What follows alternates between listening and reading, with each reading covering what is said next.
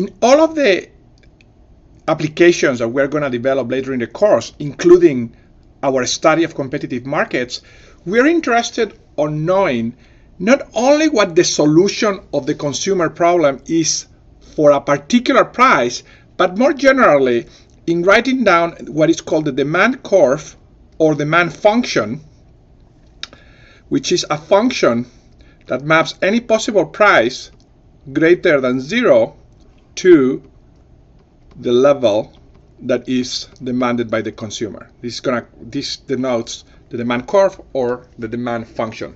Please notice that we're going to restrict the price to be greater than 0, because if the price is equal to 0, the problem makes no economic sense. At a price equal to 0, as long as the good is not harmful, the consumer, or even a little bit helpful, the consumer is just going to demand an infinite amount.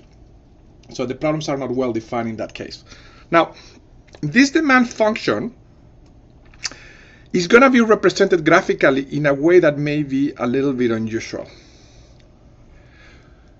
Normally, you would have expected the price P to be in the x-axis and then the quantity demanded to be in the y-axis. But it turns out that in economics, for a variety of reasons that you're going to see throughout this lecture and the next few weeks, is extremely useful to invert the axis and have the independent variable in the y-axis and the dependent variable x here. So what we're going to want is to find a curve, basically something like this, let's say, that basically takes any price P and tells us what is the quantity that the consumer demands. And it does so at any possible price. The next obvious question is, how do you completely characterize the demand function? The good news is that given all of the work that you have done so far, this is going to be extremely easy. And let me explain why. Now, take a typical example in which you have X here, price here, and I'm going to plot the marginal benefit function looking from this direction as a function of X. Okay, and let's say for the sake of example that this intersects there. Now, question, let's think about what is the demand at different prices.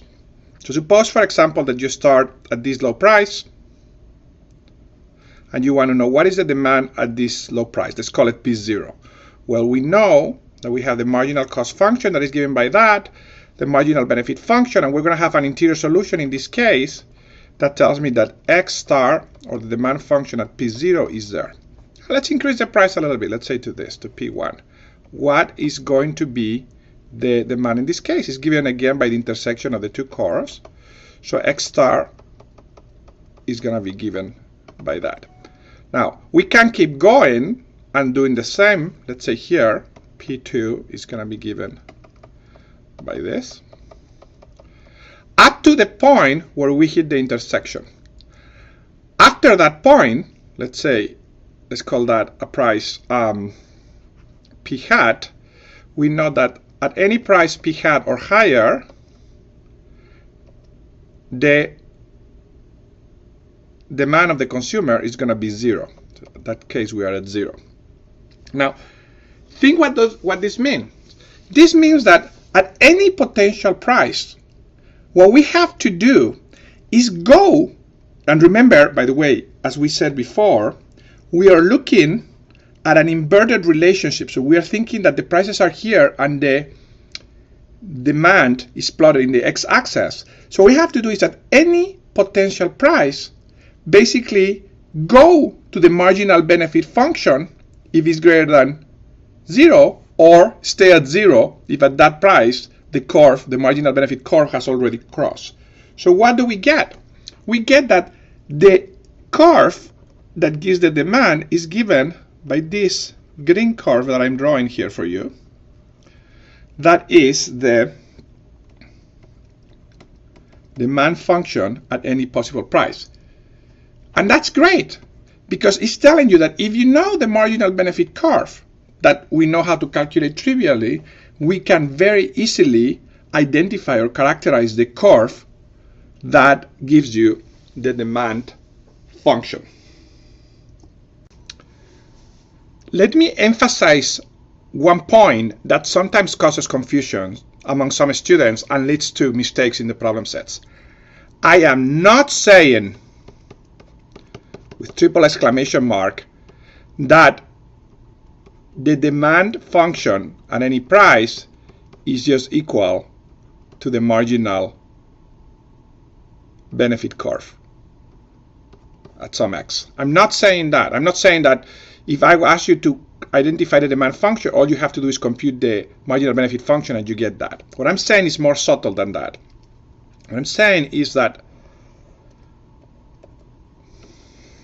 this locus of points, okay, serve a dual role. When you look around it about them from this perspective, with x being the independent variable, you can think of this curve as the marginal benefit curve. And you can compute that curve quite easily just by taking the derivative of the benefit function. But you can think about it also in an alternative way, which is when you look at it from this perspective, this same locus of points now becomes the demand function, which is the amount, the quantity demanded for any possible quantity. So if you know this locus of points, you know both of them. But you have to be careful what you're being asked, because one is a function of x, another one is a function of p. And this should become crystal clear in the next example.